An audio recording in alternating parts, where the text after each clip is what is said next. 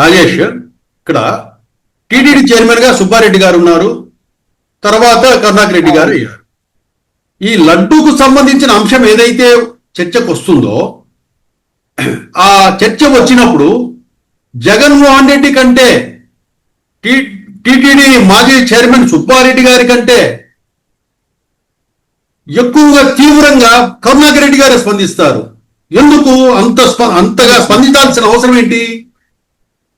చాలా వరకు లేదండి. అసలు ఆయన స్పందించాల్సిన అవసరమే లేదు. మరి అంత ఎక్కువగా ఆయన స్పందిస్తున్నాడంటే మీరు ఒకటి ఆలోచించండి. ఒక దశలో మనకి లడ్డు 5 రూపాయలు ఎంతో ఉండిందండి.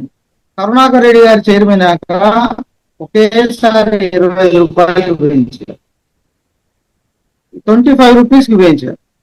కరుణాకర్ రెడ్డి హయాంలోనే టీటీడీలో చాలా వరకు చౌల్ట్రీస్ లో కానీ మిగతా విషయాల్లో కానీ చాలా చోట్ల కూడా హెవీగా ప్రైసెస్ పెరగడం జరిగింది. టీటీడీలో కొత్త వ్యవస్థలను కూడా తీసుకొచ్చినటువంటి వ్యక్తి కూడా ఆయనే. ఆ వ్యవస్థలను ఎందుకు తెచ్చారు అని అంటే ఈరోజు విమర్శించేటువంటి వాళ్ళు పొలిటికల్ పార్టీయే కావచ్చు, నాన్ పొలిటికల్ పీపుల్ కూడా మీరు ఆయన తెచ్చినటువంటి వ్యవస్థలు, మీరు సపోజ్ ఎస్వీబీసీ ఉంది, ఈ రోజు వరకు ఎస్వీబీసీ లోపభూయిష్టంగానే ఉందో లేదో మీరు ఆలోచించు.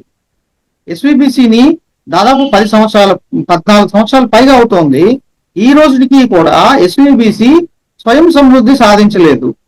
ఎందుకు అనంటే ఆ రోజు కరుణాకర్ రెడ్డి గారు ఎంతో మందిని, వాళ్ళు టెక్నీషియన్స్ కాకపోయినా, వాళ్ళు 10th క్లాస్ చదివినా, వాళ్ళు ఇంటర్మీడియట్ చదివినా, వాళ్ళకి మీడియాలో సరైనటువంటి అవగాహన ఉన్నా లేకపోయినా, సర్టిఫికెట్ ఉన్నా లేకపోయినా, చాలా మంది ఒక రీహాబిలిటేషన్ సెంటర్ లాగా తయారైపోయి చాలా ప్రాబ్లమ్స్ అయిపోయి ప్రతి రోజు పేపర్లలో వచ్చింది, అందరికీ తెలుసు.